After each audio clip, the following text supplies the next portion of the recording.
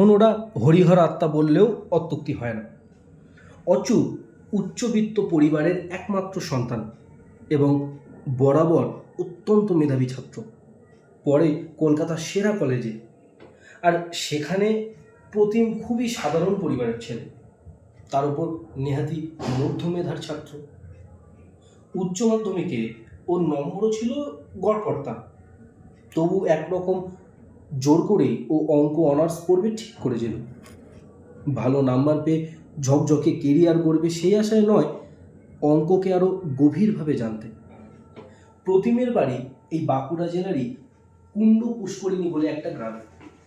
চাইলে বাঁকুড়ার কোনো কলেজে পড়তে পারত, কিন্তু ও তখন ধনুক ভাঙা পণ করেছিল যে কলকাতাতে থেকেই পড়তে হবে। কলকাতা শহরে স্বাভাবিকভাবেই কোনো ভালো কলেজের ওর জায়গা হয়নি। ভর্তি হতে হয়েছিল শহরতলির এক সাধারণ কলেজে। মেস ভাড়া নিয়েছিল শিয়ালদা স্টেশনের কাছে। গাড়োয়াল্লা